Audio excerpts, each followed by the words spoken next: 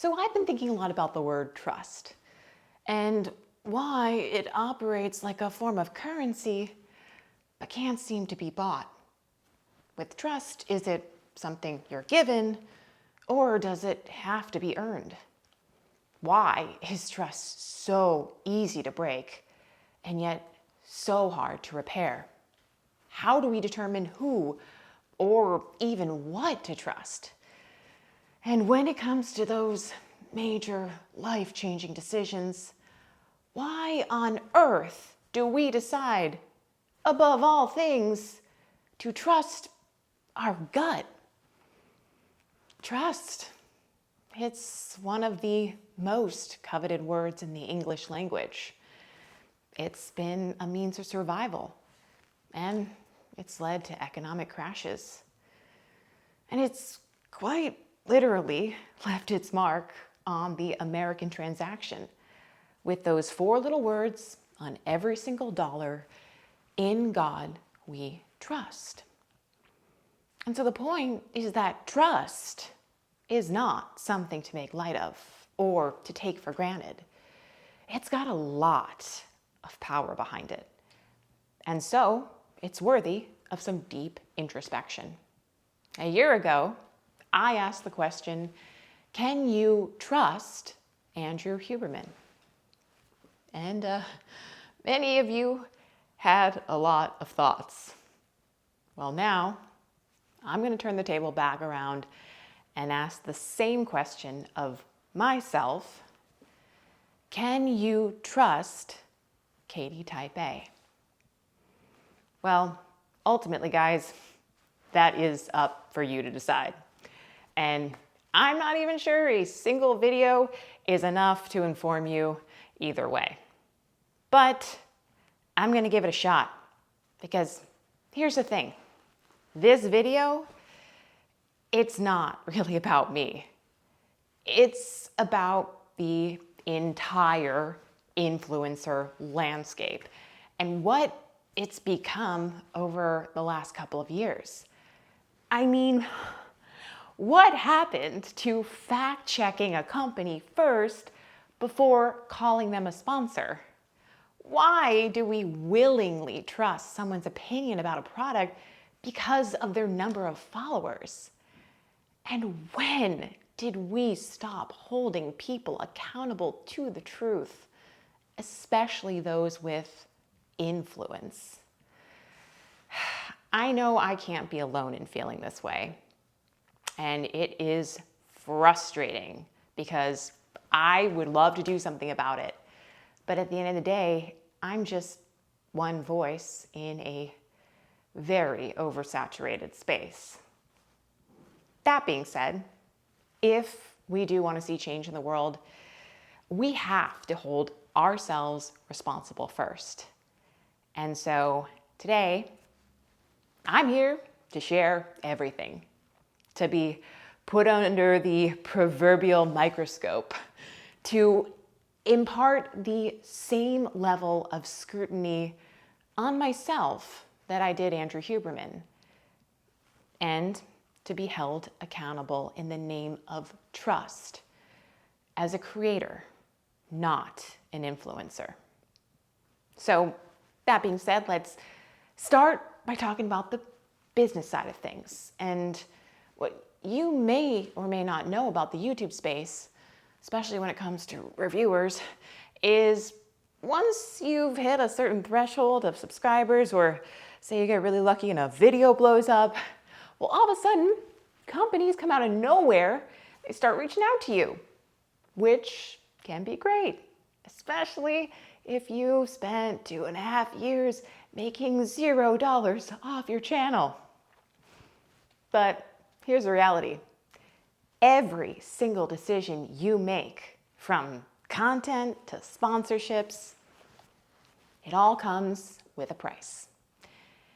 And, well, sometimes you have to make sacrifices in order to stay true to your values.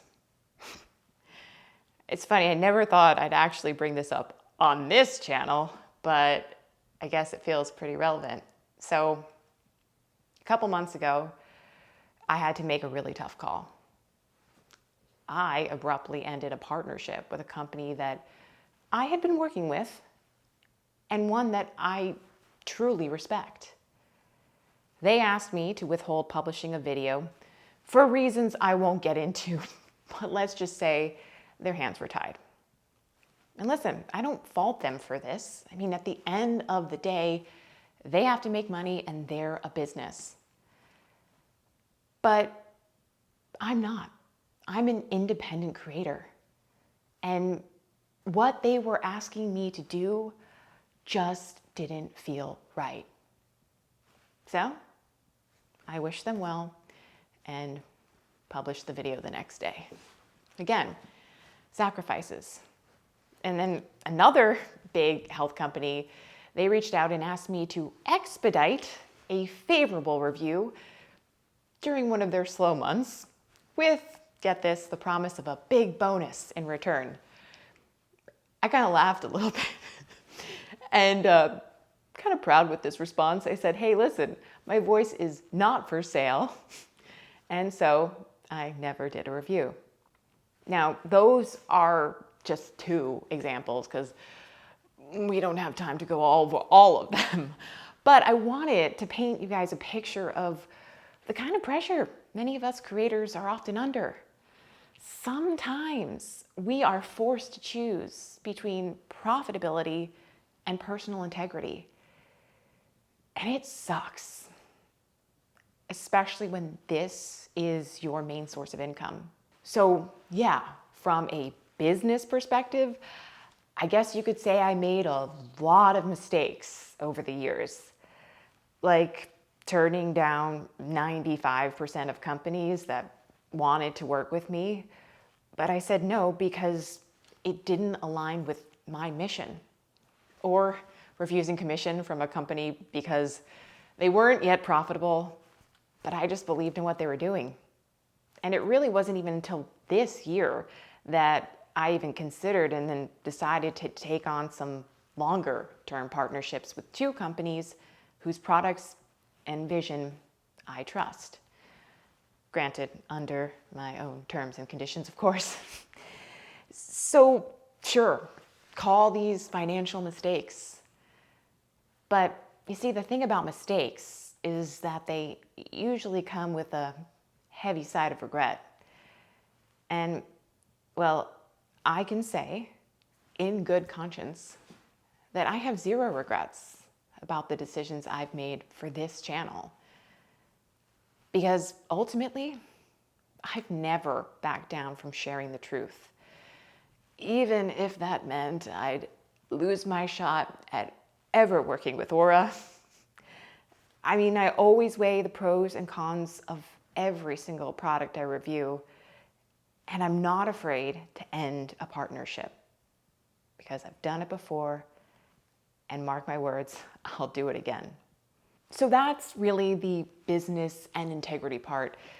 But now it's time to get a little personal because after all, we're talking about trust here.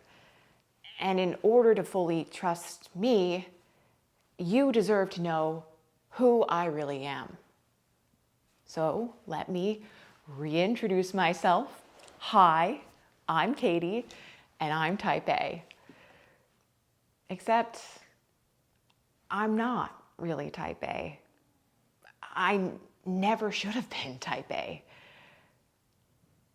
Believe it or not, I was the craziest effing kid you could possibly imagine. I was your classic troublemaking, rule-breaking, does whatever she wants type. You know, the kid who craved all the attention in the world but couldn't sit still for a minute to listen. You can probably guess where this is going.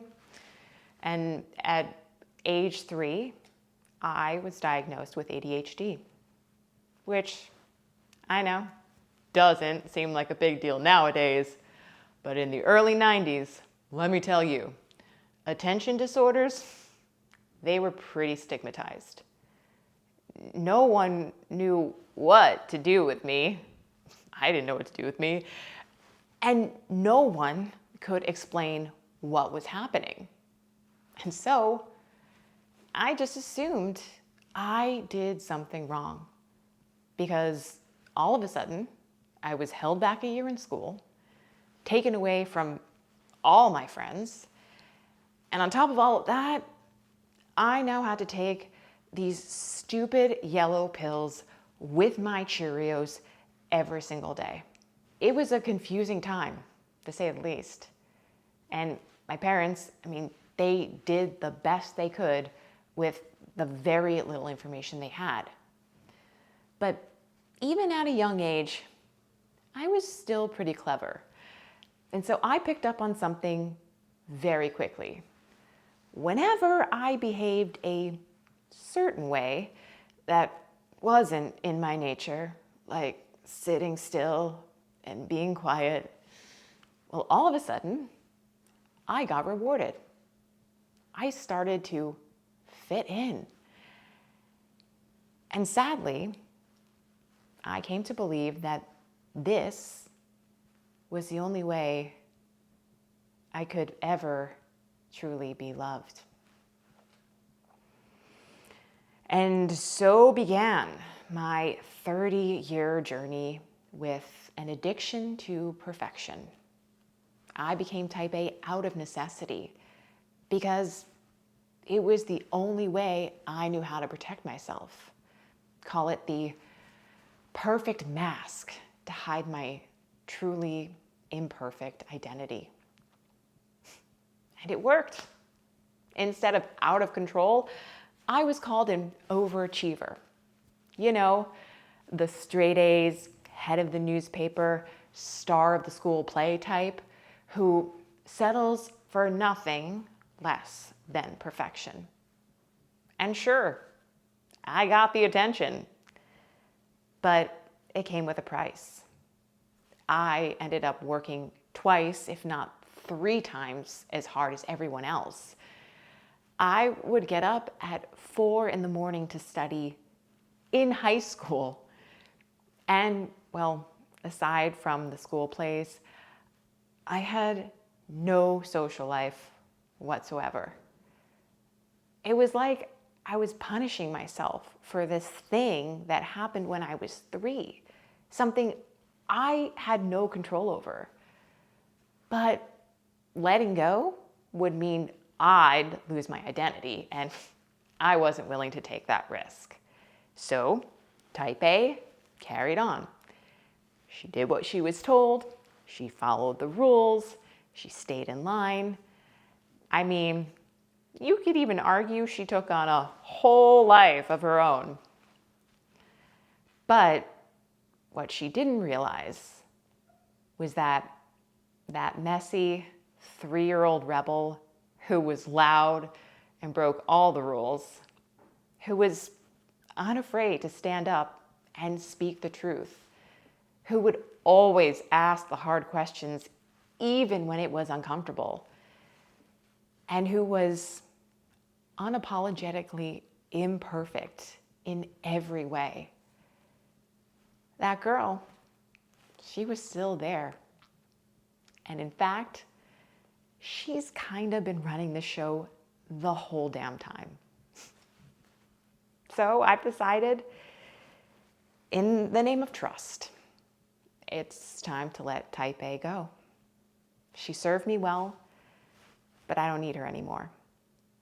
And so starting next week, this channel is getting a little rebrand, because I want you to hold me, Katie Moore, accountable for everything I say and do on this channel. I am giving you my word and, well, now literally my name. So coming back to the premise of this video, and can you trust me? And for that, I'd say you're just gonna have to trust your gut.